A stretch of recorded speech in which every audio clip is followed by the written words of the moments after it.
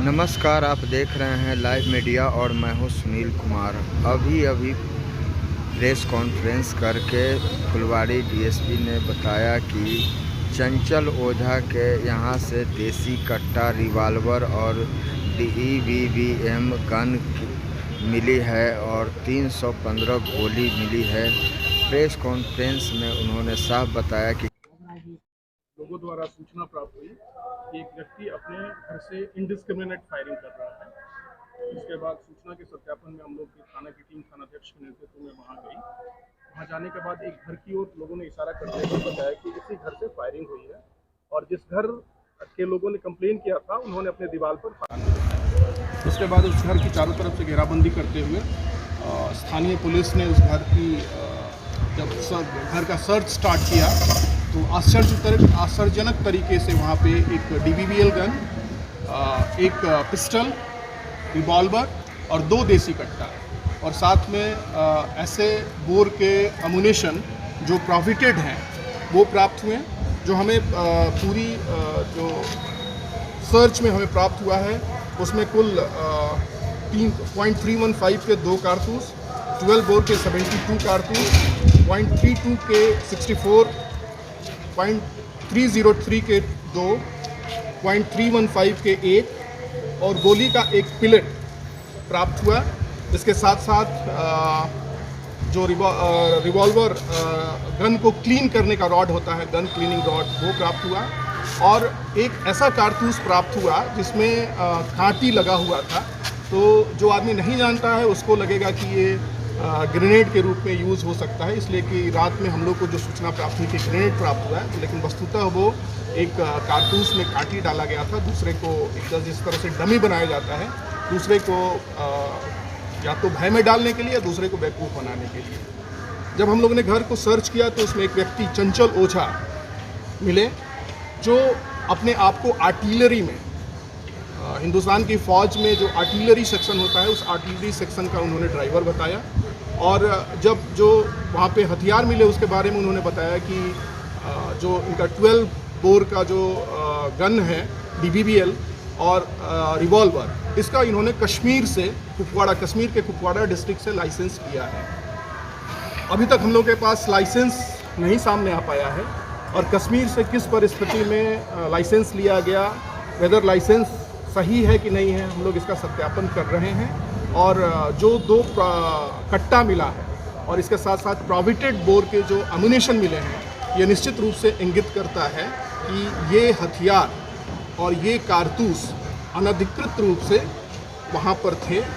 जैसा लोगों ने बताया, हमें आशंका है कि हम लोग इस पर तहकीकात कर रहे हैं कि कहीं आर्म्स सप्लाई ग्रुप से इनका कनेक्शन तो नहीं है, क्योंकि DBBL और रिवॉल्वर का मिलना, अगर वो कह रहे हैं कि लाइसेंस है, लाइसेंस अगर वेरीफाई हो जाए तो माना जा सकता है, लेकिन उसके साथ प्रॉफिटेड गन का कारतूस मिलना और कट्टा मिलना, कहीं ना कहीं ये प्राइमा फेसी ये इंगित करता है कि आर्म्स सप्लाई चेन के ये सदस्य होंगे। बिहार में पहले भी मुंगेर में आर्म्स सप्लाई चेन द्वारा ही प्रॉफिटेड आर्म्स की सप्लाई की जा चुकी है।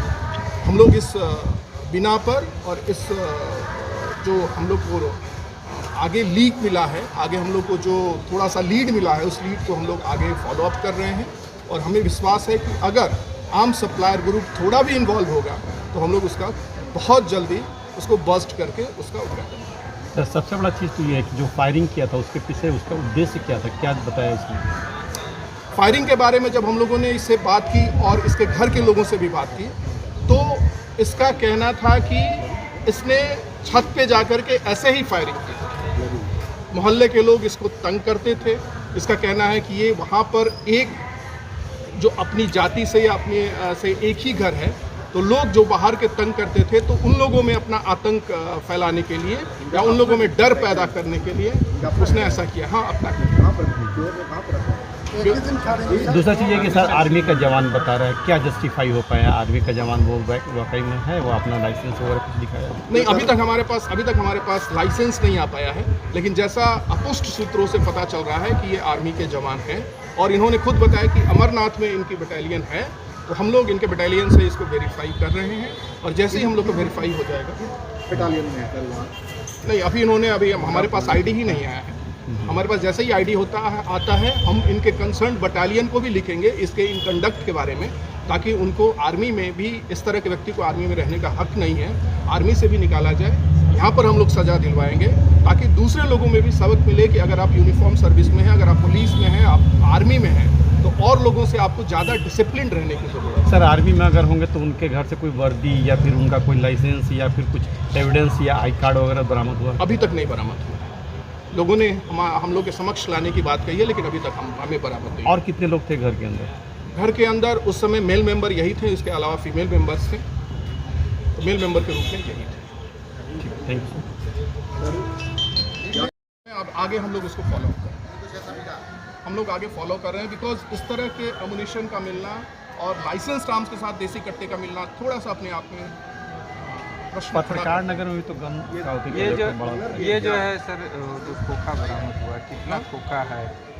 मैं आप लोग को दे रहा हूँ। टोटल जो हम लोगों को बरामद हुआ है, मैंने फिर पहले बता दिया था, 12 बोर का 72, 0.32 का 64, मिसफायर्ड गोली, 0.31 का एक खोखा, गोली का एक प्लेट और 0.32 का 42 खोखा, 12 बोर का 11 खोखा। ये कोई गोली मिलती है तो लाइसेंस, पहले इनको लाइसेंस को चेक किया जाएगा। इन्होंने एक बात और स्वीकार किया है, मुझसे छूट गया, कि ये बारात में कहीं शादी होता था वहाँ भी फायरिंग करते थे। अगेन इट्स मतलब ये लाइसेंस की शर्तों का उल्लंघन है। तो अगर इनके पास जो फायरिंग हुई है खोखे की या रिवॉल्वर की, इनसे पूछा जाएगा कि वास्तव में ये फायरिंग कब इन्होंने की है, क्या ज़रूरत है। बिकॉज अगर आर्म्स का लाइसेंस किसी को दिया जाता है तो आत्म सुरक्षा के लिए दिया जाता है, न कि प्रदर्शन के लिए या दूसरे को डराने के लिए। इनका नाम क्या है और किस पद पर आर्मी में थे सर?